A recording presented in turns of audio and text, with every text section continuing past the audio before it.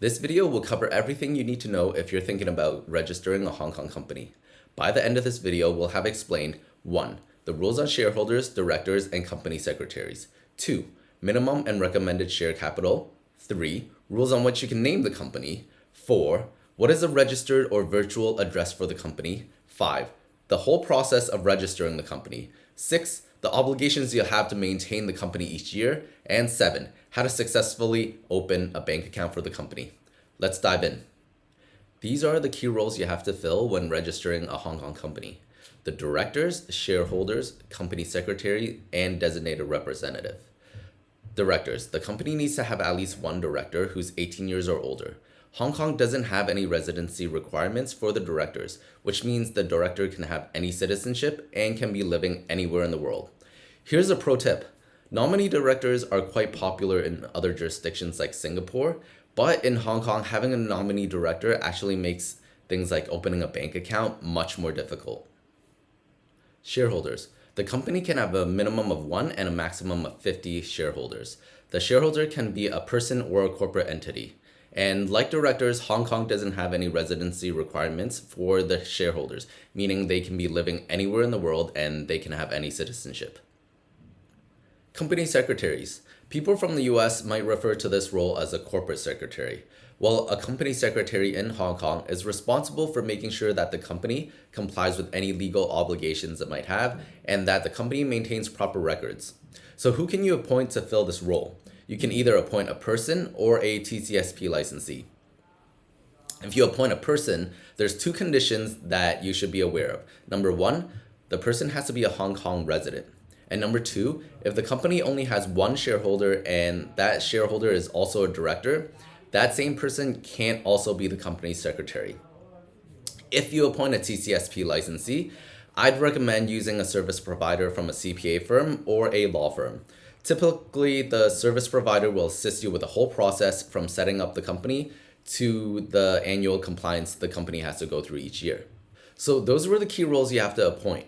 Next, let's briefly discuss the rules on share capital for Hong Kong companies. The share capital can be denominated in any currency, and each founding shareholder should start off with at least 1 share. Hong Kong allows for different classes of shares, but most companies will go with a simple structure with just one type of share called the ordinary share. If the founders want more flexible arrangement when it comes to distributing profits, they'll use preferred shares, which entitles the shareholders to profit distributions before other shareholders. Share capital structures are pretty flexible in Hong Kong and can be changed as the company changes and grows. A good idea is to start off simple, and if the need arises, to introduce the preferred shares later and change and amend the structure if there's a need.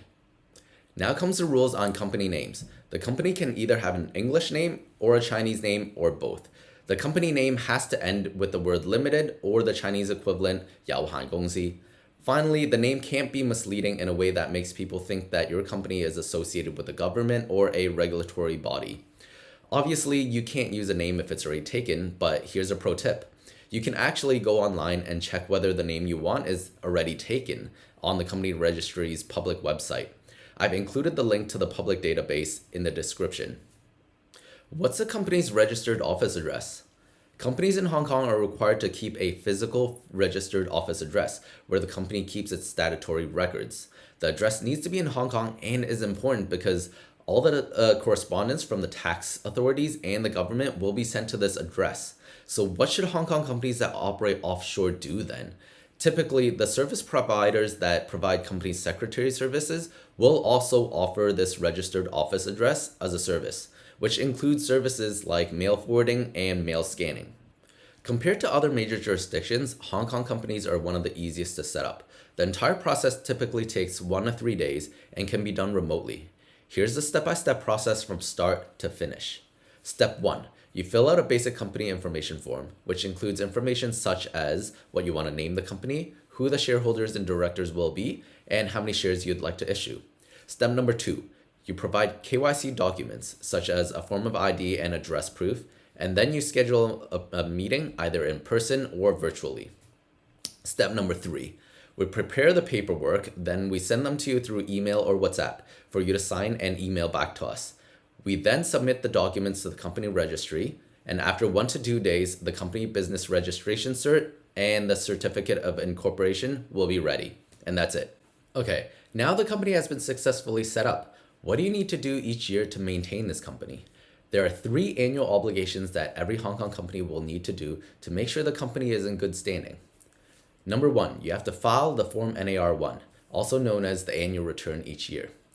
Don't confuse this form with the profits tax return because they're entirely different forms. The NAR1 has nothing to do with taxes. Instead, this form is submitted to the company registry each year to update the company information, such as the office address, director and shareholder information, and this form is due within 42 days of the incorporation anniversary each year. Number 2, you'll need to renew your business registration certificate each year, also known as the BR cert. Your BR cert will need to be renewed by paying the yearly fee. The notice for renewal is sent directly to your registered office address. This yearly renewal and filing the NAR1 will usually be handled by your company secretary. Number 3, filing taxes. Hong Kong refers to your company's taxes as profits tax.